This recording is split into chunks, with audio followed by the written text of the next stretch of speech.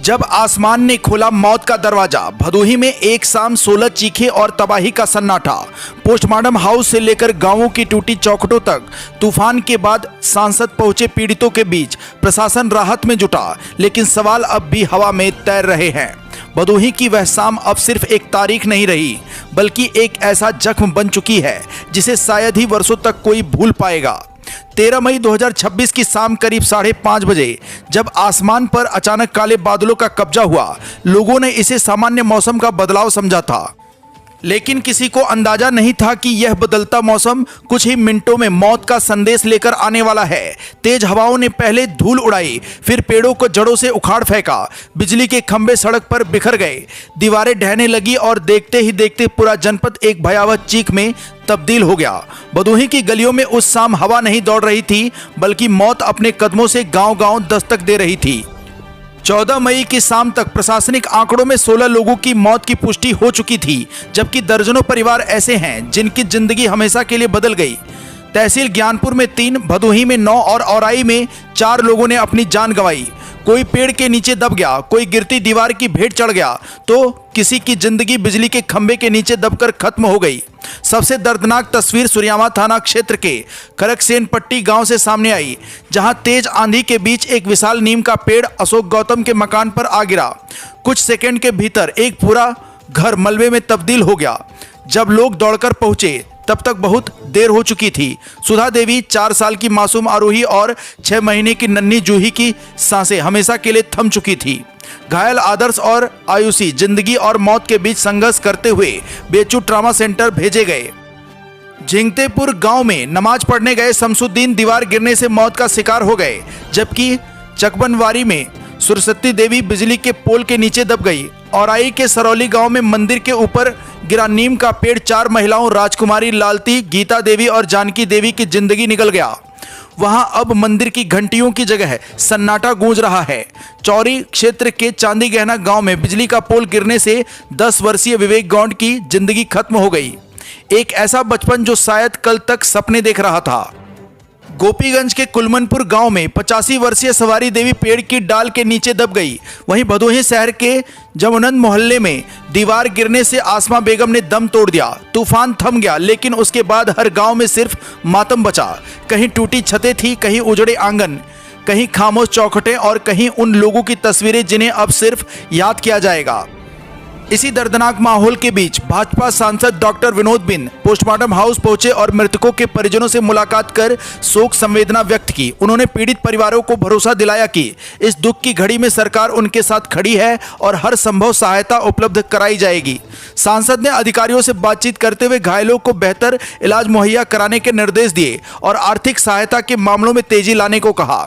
सांसद का कहना था कि वह घटना के बाद से लगातार प्रशासन के संपर्क में हैं और प्रभावित परिवारों को हर संभव राहत दिलाने का प्रयास कर रहे हैं। इसी बीच यह चर्चा भी तेज है कि जहां एक और सांसद लगातार पीड़ितों के बीच दिखाई दिए, वहीं कई अन्य जनप्रतिनिधियों की निष्क्रियता पर सवाल उठने लगे हैं। लोग पूछ रहे हैं कि आखिर विपत्ति की इस घड़ी में जनता के बीच कौन खड़ा दिखा और कौन सिर्फ बयानबाजी तक सीमित रह गया। दूसरी ओर जिलाधिकारी शैलेश कुमार ने भी मोर्चा संभालते हुए राहत एवं पुनर्वास कार्यों को सर्वोच्च प्राथमिकता दी है। एनआईसी सभागार में शासन स्तर पर वीडियो कॉन्फ्रेंसिंग के जरिए आपदा राहत कार्यों की समीक्षा की गई, जिसमें अधिकारियों को निर्देश दिया गया कि प्रभावित क्षेत्रों में बिजली, पानी और आवागमन जल्द से जल्द बहाल किया जाए। जिलाधिकारी ने स्पष्ट कहा कि राहत कार्यों में किसी भी प्रकार की लापरवाही बर्दाश्त नहीं की जाएगी। मृतकों के परिजनों को नियमानुसार प्रति व्यक्ति 4 लाख रुपए की आर्थिक सहायता दिए जाने की प्रक्रिया तेज कर दी गई है, जबकि 12 घायलों का इलाज चिकित्सकीय निगरानी में जारी है।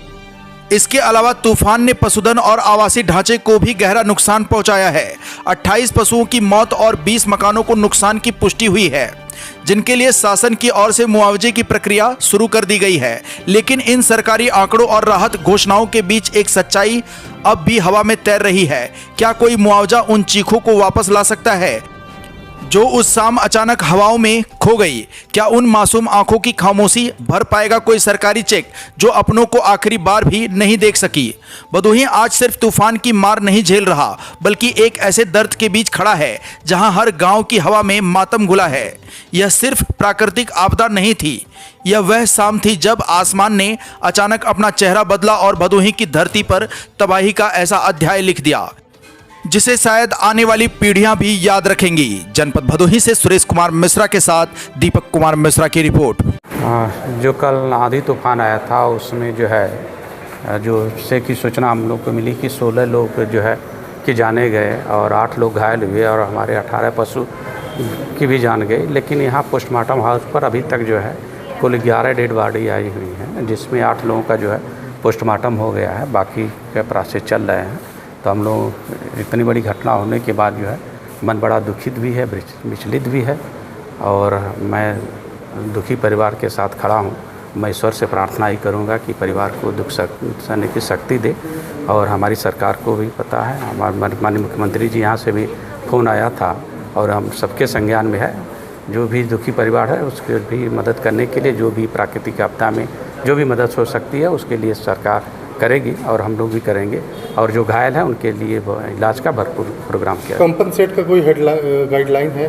हाँ, नहीं, प्राकृतिक आपदा में जो होते हैं पोस्टमार्टम के बाद जो उसका पेपर आने के बाद जो है जो हम लोग 5 लाख का जो कितने दिन में हो जाएगी ये चीज़? जितना जल्दी से जल्दी होता है हम लोग करा देंगे। देखिए, जनपद भदोही में कल सायंकाल आई तेज़ आंधी और तूफान के कारण कई स्थानों से दुर्घटना होने की सूचना प्राप्त हुई है, जिसमें हमारी राजस्व आपदा की टीम और पुलिस की टीम मौके पर सब जगह पहुंची है।